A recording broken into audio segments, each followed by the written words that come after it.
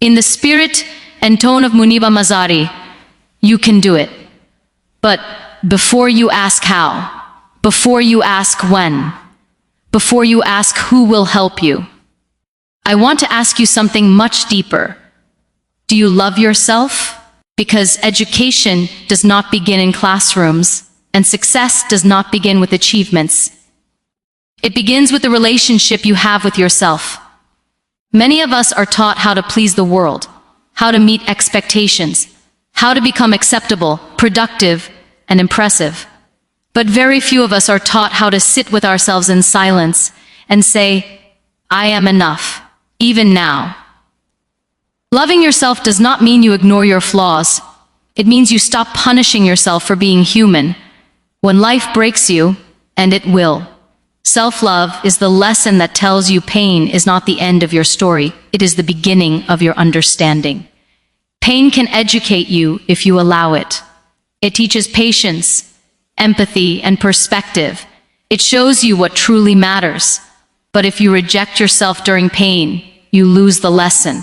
If you say, I am broken beyond repair, you miss the truth that you are still breathing, still learning, still capable. Your limitations do not cancel your worth. They refine it. Society often measures people by what they can produce, how fast they move, how loud they speak, or how perfect they appear. But education teaches us something else. Value is not performance-based. Value is inherent. You were valuable before your success, before your healing, before your strength. Acceptance is not giving up. Acceptance is understanding reality without bitterness. When you accept who you are today, you create space to become who you can be tomorrow. Fighting yourself drains energy. Accepting yourself multiplies it. Resilience is not about never falling. It is about choosing again and again to stand up with grace. Resilience is an educated decision, a conscious choice, a quiet promise you make to yourself that says, I will not abandon myself no matter how hard life becomes. And when you finally believe in yourself, something beautiful happens. You stop competing and you start contributing. You stop proving and you start serving. Your belief becomes a lesson for others who are watching silently, hoping someone like them can rise. So when I say, you can do it, I am not talking about achievements alone. I am talking about loving yourself enough to heal, enough to learn, enough to rise. Because when you love yourself, you don't just survive, you become hope. Self-love is not selfish, it is survival. And this is something the world rarely teaches us clearly.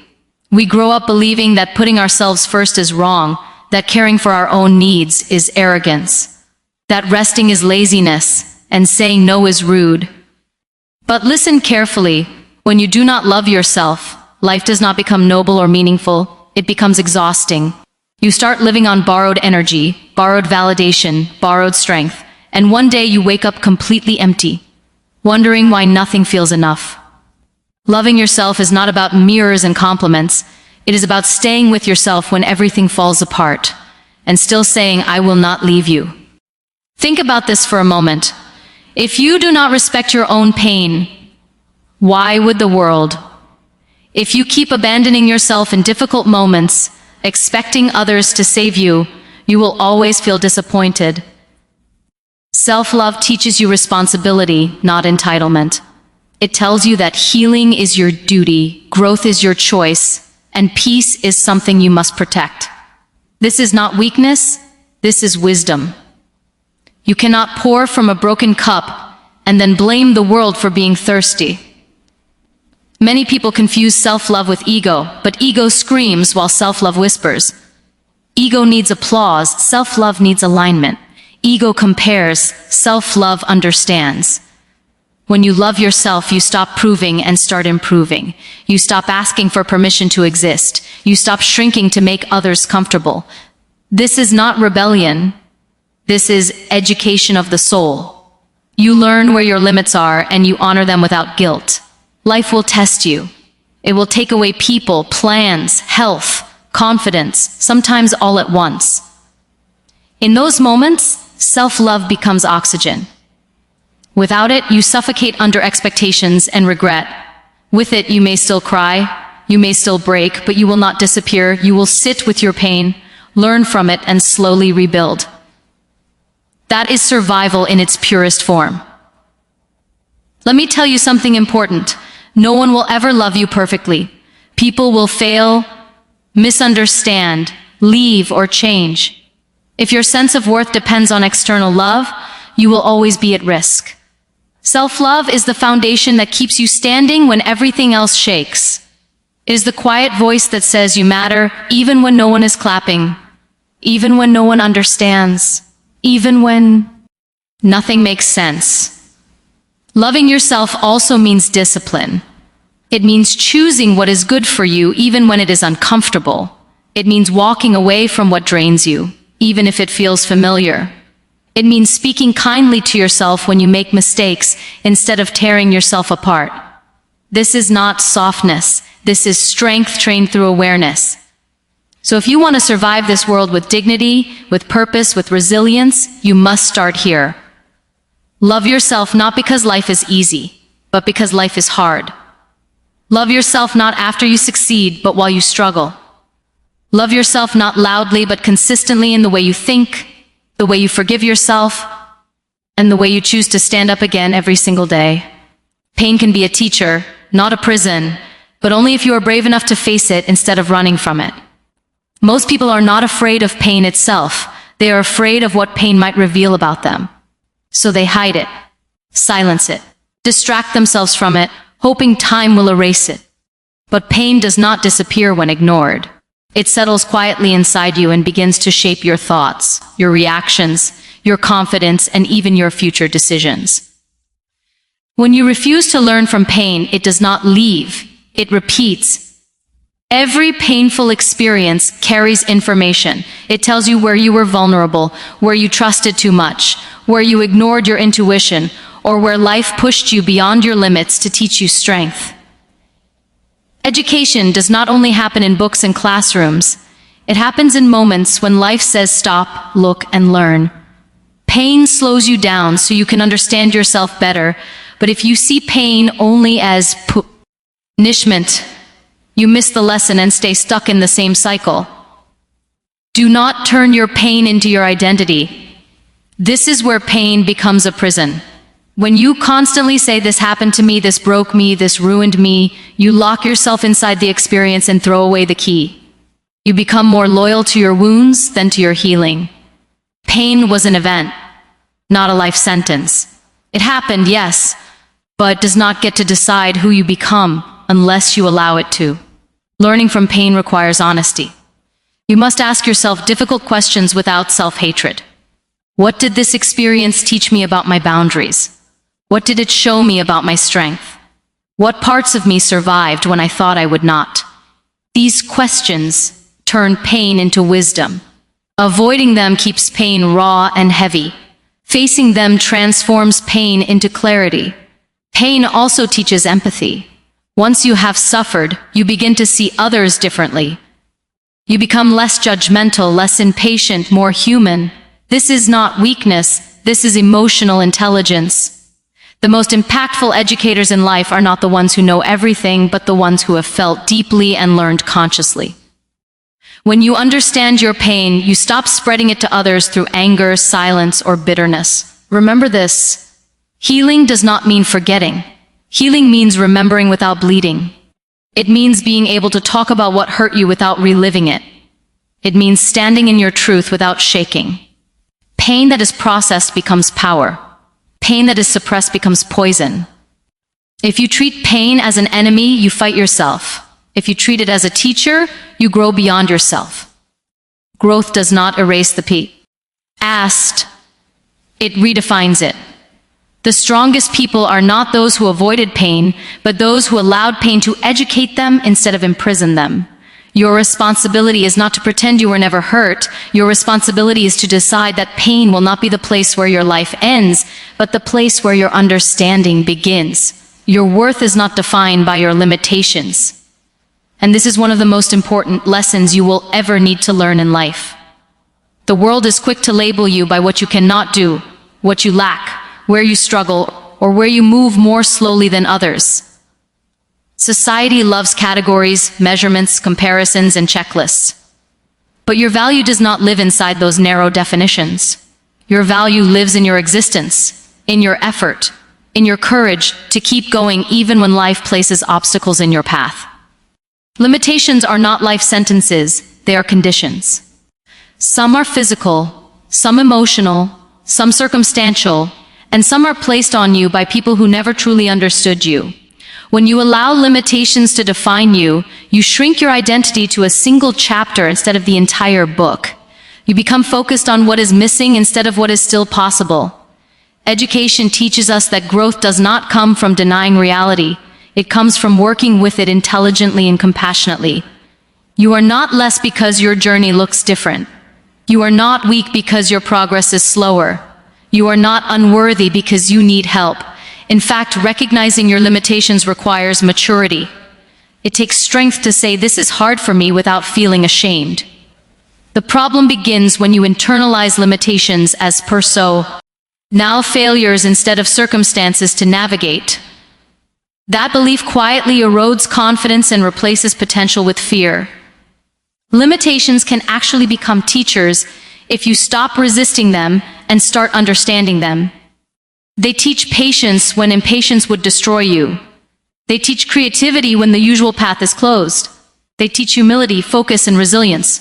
Many people who appear capable on the outside never develop inner strength because they were never challenged deeply. Struggle shapes character in ways comfort never can. Do not compare your beginning to someone else's middle or your reality to someone else's highlight. Comparison distorts self-worth and turns limitations into weapons against yourself. Everyone carries something heavy, even if you cannot see it. The difference is not who has limitations and who does not. The difference is who allows limitations to silence them and who allows them to sharpen their purpose. Your worth is not earned through perfection. It is not awarded after success. It is not removed by failure. It exists before all of that. When you understand this, you stop apologizing for who you are. You stop begging for validation. You stop living as if you must constantly prove your right to exist. This understanding is not arrogance. It is self-respect built through awareness. Life may never remove your limitations completely, but it will always offer you a choice. You can either let them define your ceiling or help you discover your depth. When you choose to honor your worth despite your struggles, you send a powerful message to yourself and to the world. You say, "I am more than what I lack. I am more than what I lost. And I am me, or than what I cannot do." That belief becomes the foundation for resilience, confidence, and quiet strength that no limitation can ever take away. Acceptance is the first step toward healing, and many people misunderstand what acceptance truly means. They think acceptance is surrender, weakness, or giving up on change. But acceptance is not quitting, it is clarity. It is the moment you stop fighting reality and start working with it. When you deny what is, you waste energy arguing with life. When you accept what is, you free that energy to heal, to learn, and to move forward with intention. So many people stay stuck not because they are incapable, but because they are angry at their situation. They keep asking, why me, why now, why this life? And those questions keep them trapped in resistance. Resistance hardens pain. Acceptance softens it. This does not mean you approve of what happened to you. It means you acknowledge it honestly instead of pretending it didn't happen or wishing it had not. Healing cannot begin in denial. Acceptance requires courage. It takes bravery to look at your life as it is, not as you hoped it would be. It takes strength to say, "This hurts, this is unfair, this is not what I planned," and still choose not to break. Avoidance feels easier in the moment, but it delays growth. When you accept your reality, you stop running from yourself, and that is when real healing begins. You cannot heal what you refuse to name. Acceptance gives language to your pain. It allows you to understand your emotions instead of being controlled by them. When you accept your feelings without judgment, they lose their power to overwhelm you. Suppressed emotions do not disappear, they wait. Accepted emotions transform. Acceptance also teaches responsibility. Once you stop blaming circumstances or people for every wound, you begin to ask a more powerful question. What can I do from here? This is where strength is built. Acceptance shifts you from victimhood to authorship. You stop living as if life is only happening to you and start living as if you still have a role to play. Many people fear acceptance because they think it will make them comfortable with pain. But acceptance does not make pain permanent. It makes it manageable. It creates space between you and your suffering. Instead of drowning in it, you learn to observe it, understand it, and slowly rise above it.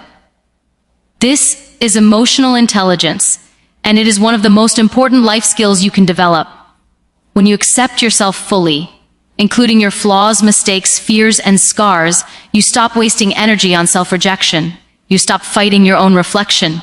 You begin to treat yourself with compassion instead of cruelty. And compassion is not softness, it is strength that sustains you when motivation fades. Acceptance does not promise an easy journey, but it guarantees an honest one. It is the foundation upon which all healing is built. Without acceptance, there is constant inner conflict. With acceptance, there is direction, peace, and the courage to move forward even when the road is uncertain. Healing does not start when everything is fixed. It starts when you stop denying what is broken and choose to care for it with patience and wisdom. Resilience is built through conscious choices, not sudden miracles. And this is where many people misunderstand strength. They want it for motivation to appear, for confidence to arrive, for circumstances to change before they decide to stand up again. But resilience is not something you feel. It is something you practice. It is the quiet decision you make when no one is watching, when the pain is still present, when the fear has not disappeared, and you still choose to move forward one small step at a time. Every day you are making choices, even when you think you are stuck. You choose how you speak to yourself in the morning. You choose whether you honor your limits or ignore them. You choose whether you learn from yesterday or carry it like a burden. These choices may look insignificant, but they shape your inner strength over time. Resilience is not loud. It does not announce itself. It grows silently through repetition. Life will not always give you options that feel good. Sometimes the choice is simply between giving up and continuing while hurting.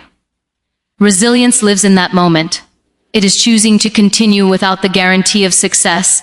It is choosing effort over excuses. This does not mean forcing yourself harshly. It means committing gently but firmly to your own growth. One of the most powerful choices you can make is to respond instead of react. Reaction is emotional and impulsive. Response is thoughtful and intentional. When you pause before reacting, you take control of your energy. You stop letting circumstances dictate your behavior. This is resilience in action. It is emotional education applied in real time. Resilience also requires boundaries.